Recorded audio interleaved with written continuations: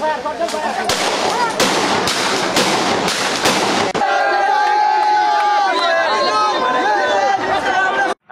জরুরি ঘোষণা, সারা দেশের ন্যায় বগুড়াতেও কারফিউ জারি করা হয়েছে।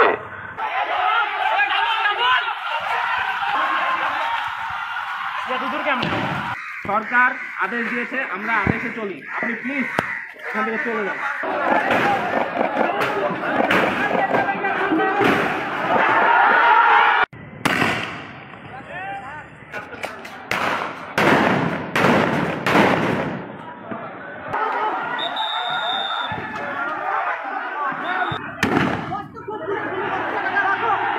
খেপে দিচ্ছে, নিচে খেপে দিচ্ছে।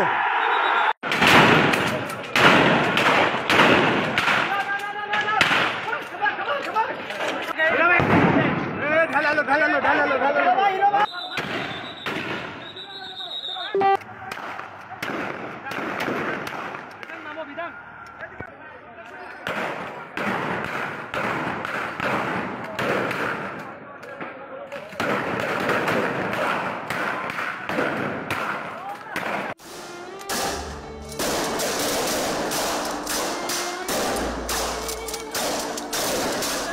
জুলাই 24 একটি মাস কিংবা সালের পরিচয় নয়।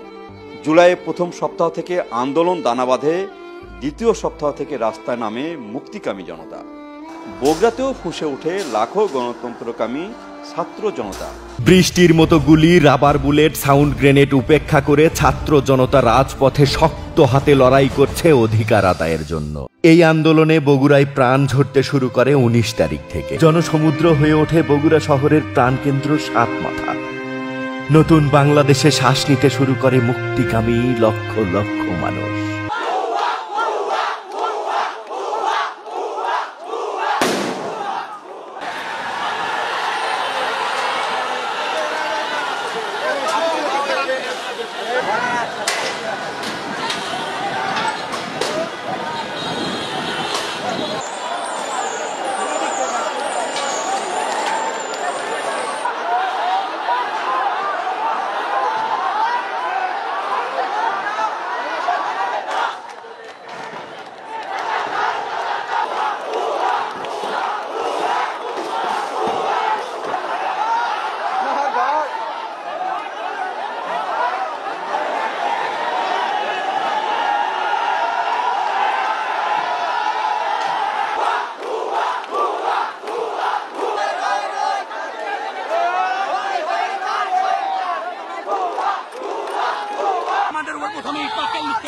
এরপর তারা পেট্রোল বোমা মানে আমাদের উপর। এটা আমাদের শিক্ষার্থীর মাথা ফেটে দেয় এবং পুলিশ আমাদের আটকে রাখে। পুলিশ আমাদের আটকে রাখার কারণে আমরা সেখানে আটকে ছিলাম এবং তারা আমাদের ইট বর্ষণ করেছে। এতে আমাদের অনেকগুলো শিক্ষার্থী আহত হয়েছে। তারা বর্তমানে ব্যান্ডেজ করে আমাদের সাথে আন্দোলনে অংশগ্রহণ করছে। আমাদের ছাত্রদেরকে নিয়ে শান্তিপূর্ণভাবে আমাদের সমাবেশটা করতেছিলাম এবং শাহ সুলতান থেকে ছাত্রলীগের কতিপয় কিছু ছেলে মেয়ে আমাদের উপরে হামলা চালায়। আমরা খুব শান্তিপূর্ণভাবে এই কাজটা করে যাচ্ছিলাম এবং তারা হামলা চালায় আমাদের উপরে এবং আমাদের একজন ছাত্রকে তারা আহত করে।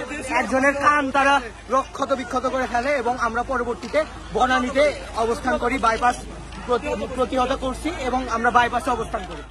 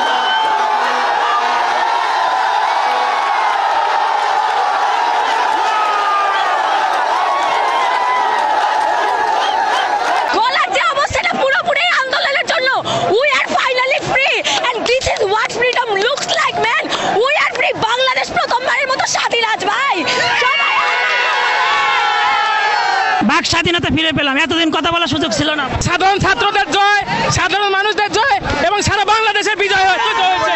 আমার গায়ে এখনো ওই যে গুলির চিহ্ন আছে, পুরো বুক সুদ্ধা। হাসিনা পদত্যাগ করছে, নারায়ে তাকবীর। 52 দেখিনি, 66 দেখিনি, আমি 24 দেখছি। আমি ছাত্র স্বাধীন করছে, আবার স্বাধীনতা ঘোষণা করলাম।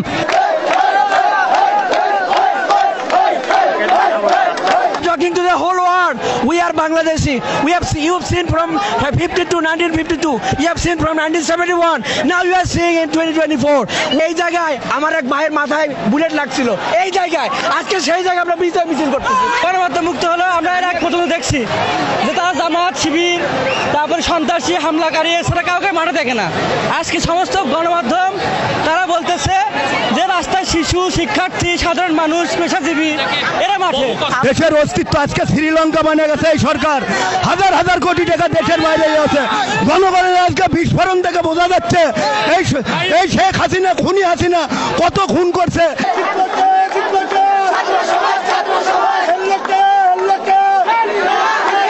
1971 সালে আমরা পাকিস্তানের হাত থেকে মুক্তি পেয়েছিলাম, আজ আমরা স্বৈরাচারের হাত থেকে মুক্তি পেলাম। বাংলাদেশ